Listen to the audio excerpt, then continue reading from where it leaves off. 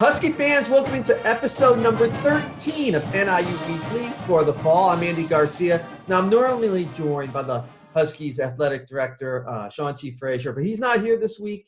So it's just me and you and head coach Thomas Hammock. We're going to talk a little football this week on the show. Now, this is one of two last shows we have, this one and next week. So next week, we'll talk to Coach Hammock again, get his thoughts about the season overall, but also signing day is next week too. So our final NIU Weekly of the fall, we'll talk to head coach Thomas Hammock and recap what has happened. And then don't forget, coming in January, news is out. We're going to continue NIU Weekly through January, February, March with NIU women's basketball and men's basketball coaches, Lisa Carlson and Mark Montgomery. So you're going to continue to see some stuff on NIU athletics on this YouTube channel. So some good stuff coming. And again, we'll talk to Coach Hammock in a couple minutes. But I did want to let you know, Huskies Invest is over, and if Sean was on, he'd be so ecstatic.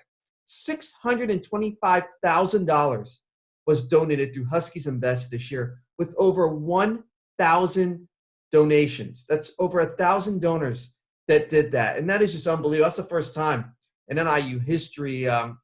Husky Nation, you really stepped up, and the money's needed, and you're going to see it be put in the right places. $625,000.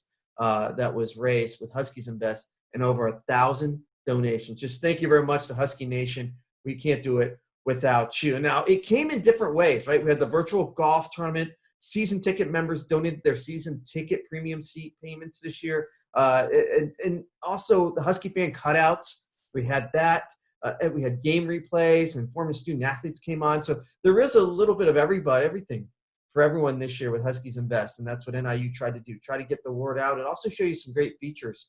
I hope you enjoyed that, and that's going to continue on this YouTube channel and continue. Hopefully, see the programs get some wins as well. Now, in the last 3 years, Huskies Invest has raised over $1.3 million. That's just crazy. And again, that's not just to student athletes. That's to Husky marching band. NIU Recreation was on that list too. So it's been really successful. The last 3 years, $1.3 million. Again, thank you to everyone out there. And you can always donate. HuskyAthleticFund.com anytime. It doesn't matter when, it's how much and whenever you want to. So HuskyAthleticFund.com, you can always donate. There's always other details on NIUHuskies.com as well. So congratulations to NIU Athletics for raising the money, but also thank you to Husky Nation for all that you do. So those are some of the opening remarks we have in NIU Weekly. Let's get in Huskies head football coach Thomas Hammock. He's going to join me now. He's going to become my co-host now with Sean T. Frazier, not available this week. And Coach, good to see you. I mentioned some of the things that happened with Huskies Invest that came out this week. $625,000 raised in Huskies Invest. The last 3 years, $1.3 million. And it just shows over 1,000 donations to get that this year, the $625,000. Coach, I'll start with that. Just you're part of it. You see where that money goes to and what it means to have the student athletes and your program and the other programs get that type of money. I know that was a huge amount to get for this year, Coach. And I know you're appreciative to the Husky Nation. Yeah, obviously that's a big deal. Number one for, the athletic department. Number two for the student athletes. I mean, it's a direct benefit to them, to the programs. And during these times, I think, every support matters. And I think for us to continue to operate the way we need to operate, those contributions are a program saver. Let's talk about your football program again. I know you saw a good first half against Toledo last week, but I know you're looking now for 60 minutes of good football. Yeah, I think that's the thing. We just got to, continue to find ways to make the play. I thought the first drive of the second half, our defense came out and got a pick. We got to find a way to, jumpstart our offense and find some first downs, and we did. But then, find an opportunity to get to the red zone and score 7 points. This is a game of momentum. You look at the drive before the half. We had a nice double move to Tyrese Ritchie. You make that play as a 27-24, ball game at that point. And I think, we just got to just make those plays and continue to try to create the momentum that we need. And big plays. I know you wanted to get some big plays. You had a good look the first play of the game, and I know it just fell a little long for Dennis Robinson. But it's right, the difference between good teams and not so great teams, right, Coach? Making those big plays and when taking opportunities, getting advantage of those. Yeah, I think, for us now that you've shown the ability to, take shots down the field, I think that loosens things up. You watch that game. Now they start double teaming Tyrese Ritchie. Now Dennis Robinson is one-on-one. So you have to, when you get those one-on-one situations, you have to maximize those opportunities because you don't know when they're going to come. And we got to continue to develop ourselves as an offense to make sure we can make those plays and change the game. When you watch college football, you see, people throwing the ball down the field and guys catching it and going 70 yards. So those are, that's the next step that we need to take as an offense to create that type of explosiveness. And I think we will. Harrison Whaley, the running back, his first 100-yard rushing game last week. Two freshman safeties come up with interceptions. And we continue to see the youth make big plays. I want to start with Harrison Whaley, though. What did you see from him on Saturday? Yeah, to be honest, I saw it during the week, and I told our staff, this guy's about to take off. It was just, the way he was practicing, the way he was attacking the week. I knew special things were going to happen. And to be honest, 8 weeks ago, he wasn't the player he is now. And I think what you see is guys start to make jumps. They start to feel more confident. They start to feel more comfortable the more that they play. And, he's somebody that we certainly we threw out there and said, you know what, he'll continue to get better because he has the right mindset. He has the right mentality and the work ethic to improve. And I think, I can't wait to see what he's going to look like after a true off season.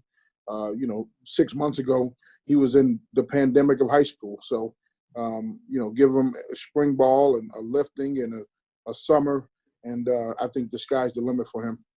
Before we continue with the youth and the defensive side, Tyrese Ritchie, my goodness, just continues to impress and continues to put up big numbers. Yeah, I think, he's certainly a guy people are going to have to account for. And, we're happy, he wants to come back next year and continue to get better and improve and, have a complete senior season. And, he's somebody that people are going to have to look at our offense and say, this is a guy we have to stop. And what that allows is some other guys to be able to, have some matchups that's conducive to them winning those one-on-one matchups. I want to go back to the defense. I mentioned a little bit about two freshmen getting interceptions. What have you seen from that side of the ball? Yeah, with the youth that we've had, I think those guys have competed extremely well. I want to say we probably got more interceptions now than we had all last season combined, which is, you look at it, we got three freshman defensive linemen, two freshman linebackers, two freshman safeties. That's 7 freshmen on defense. And, we've made more big plays in a short 5-game season so far than we did all last season. So I think the sky's the limit. I think they will continue to get better. We've obviously had to simplify things to allow them to go play, but, we can start to add more to their plate as they gain more experience. As a defense, you want to get off the field, right? Third down key. And NIU's ranked 8th in the country in third down conversion defense. What has been the key to NIU's defense, the success getting off the field in third down? Well, I think what happens is we've gotten teams in some long situations, whether by penalty or tackle for loss or sack. So we've made some of those plays to put them behind the sticks. And then obviously we have to execute on third down. I thought what you saw last week was a team that was intent on going for it on fourth down. So now you plan an extra down. I mean, so, we have to lock in that, if a team is going to play 4-down territory, they may run the ball on 3rd and, 6 to try to get into a 4th and manageable situation. And I think you're seeing that across college football. Teams are utilizing all 4 downs. And I think, we've certainly done that at times. But you have to be able to execute in those situations, and we got to be able to try to get off the field. Stopping on third down don't mean you getting off the field. It means now you got to go defend one more snap. and we got to make sure we lock into every snap that the offense is on the field. It just seems like offenses are pretty fearless. Like 4th and 10, we see teams go for it, 4th and 8. And really, yeah, it depends on where teams are on the field. But as you mentioned, it seems like everyone in college football is like, no, no, no, we're not punting right now. We're going to go for it. And I don't know if it's numbers or schematics, but we're just seeing that more this year. I don't know if it's, the shorter seasons. I don't know. Your thoughts on that? No, it's obviously it's analytics driven. You watch college games. I don't know. I know what it looks like. So you see a bunch of teams with the books on the sideline, of when to go for it, when not to go for it, how aggressive to be. I saw it, Northwestern a couple weeks ago, with the book at the end of the game situation. How much time can they kill on the clock? So it's based on percentages of, and the thing that is based on our previous games. If you don't go for it, your chance of winning decreases. I think the percentage of going for it on 4th and 1 is like, a 70% success rate. Right. So, if you can stay on the field, you can have a chance to score more points, and put yourself in a better position to win the football game. Let's talk about special teams and punting and Matt Ferentz. And on Saturday, he broke the NIU career record for most punts. So no one has punted more than Matt Ferentz in NIU history. He already has all the single season records, the punting yards record, the record for best punting average. It's got to be a good feeling, though, when you have to punt, that you've got a guy like Matt Ferentz who's going to pin somebody back in between the 20s and the end zone, or just put it high in the air to get some time in there. You've got a good one, and I know you got to be proud of what he's done at NIU so far. Yeah, no, he's certainly a weapon, and he's somebody. He has all the kicks in his repertoire. He works extremely hard at his craft. I mean, I look out my window in the summertime and he's kicking, and for hours upon hours, and I think he takes it very seriously. He's a consummate pro, but at the same time, we certainly look forward to using him a lot less next year. When we use him in the minimum role next year, he kick it 45 yards and we're good. 2 punts a game next year would be great.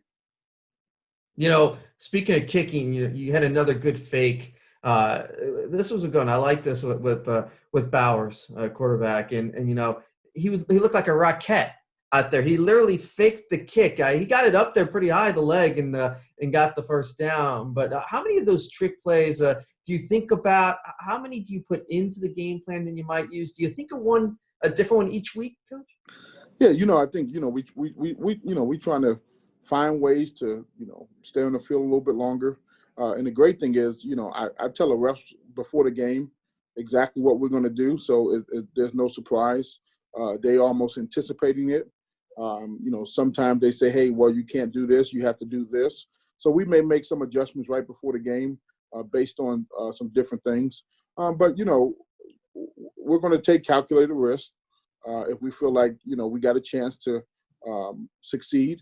And certainly last week we thought we had a chance. I think we put enough quick kicks on film.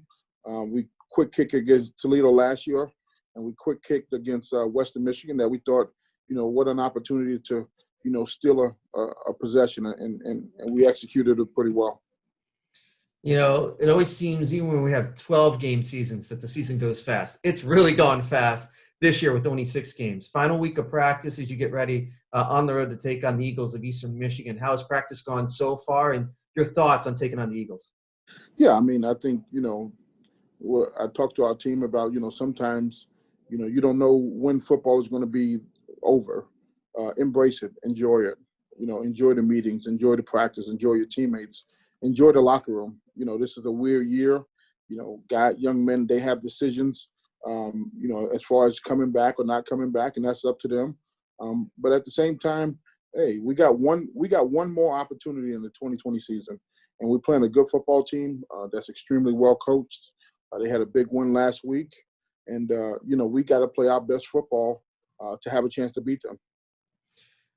I want to know your mindset, because with signing day coming up, that's changed in the last couple of years now. With signing day in mid-December, your mindset, because you're coaching a team, you've got one more game, but you guys, you and your staff are recruiting and getting ready for signing day. What goes through your mind with this time of year? Well, obviously you hope that you can sign all the guys that you want to sign. I think that's the, getting to the finish line. And my staff has worked extremely hard trying to find the right type of young men that we want in our program. That got the worth ethic, that got the academics, that have the social aspect, and that's important. And I continue to, tell my staff it's about the people. Find the right person first, and then you'll know what type of player you'll get. And I think with all the guys that you're seeing as having success on the football field, from Ray Thomas to Pierce Akpong to Devin Lafayette to David Rayner to Whaley to Trayvon Rudolph, and the list goes on. Jordan Hanson, it goes on. We knew the person, and the person told us what type of player we was going to get. We knew the family that told us, and those things are important because football is tough. It's a big time commitment. There's also a big time commitment academically. So we don't want somebody that's just going to play and not go to class. It's called student athlete for a reason, and we want people that want to excel and exceed in both areas, on the football field and in the classroom. And we're certainly headed in the right direction. Well, as you said, Coach, the fans can see what you've recruited already on some of the youth on both sides of the ball. I'm excited to see what happens on Saturday, Eastern Michigan. You guys have one more game on the road to prove what you guys can do, and then you get ready for 2021, which is crazy as well, and you get ready for a signing day. Can't wait to talk to you about the season overall next week, but also I'm a little excited to hear what's going on on the recruiting end too. So, Coach, I appreciate the time. Can't wait to see you on Saturday. Good luck, and we'll talk next week. Thank you. As we wrap things up this week, a couple things I want to mention. You can hear football on the radio as well coming up. We'll be on the air 10:30 a.m. on the network. Some other things coming up too. We've got some basketball that's already happened this week with the men's basketball, women's basketball coming up on Thursday night at home. Saturday again at Eastern Michigan football. Now on Sunday, men's and women's basketball, they're at Iowa, the men on Sunday, and on Sunday, the women's basketball is at Bradley. You can hear that on the Husky Radio Network. There is some TV, but stay involved on the radio. Bill Baker and myself will have you all set up for basketball coming up in this winter for basketball. Looking forward to see if we can get some wins with both the men's and women's. And when we get into January, as I mentioned, starting up NIU Weekly again, we've got soccer, volleyball, wrestling, gymnastics. Everything's coming back at some point. So it really is going to be a fun time of year now with everything that happened with COVID-19. But all these other sports are going to start to get going too. So looking forward to that as well. Again, you can hear the games locally, WLBK 1360 AM, 98.9 FM, the TuneIn app, or the Huskies new mobile app, NIU Huskies mobile app. It's really fun. Been on there a couple of times, heard some stuff, good info. Also, NIUHuskies.com has all the information as well. Don't forget the Husky fan cutout this holiday season, only $60 each. You'll see it, or you'll maybe see it on TV, but you'll be there as a cutout in the combo. Again, $60 each. Looking forward to that. See if you guys can get involved with that. That's also on NIUHuskies.com. And then after the season, you get it. So you'll have your cutout sent to you. So that's a good little thing as well. Don't forget, subscribe to NIU Huskies, this YouTube page. You'll see all the videos and highlights and NIU Weeklies that is coming up. We got one more NIU Weekly for the fall coming up next week. We'll talk to head football coach Thomas Hammock, talk about the game versus Eastern Michigan, but also talk about signing day. Hopefully Sean will be back as well. Appreciate Thomas Hammock for joining us. And again, Sean T. Frazier had to miss this one, but I'm sure he'll be back next week. For Sean, I'm Andy Garcia saying thank you for watching NIU Weekly, episode number 13. One more next week until January. Hopefully get some wins this week in football and basketball. Until next week, go Huskies.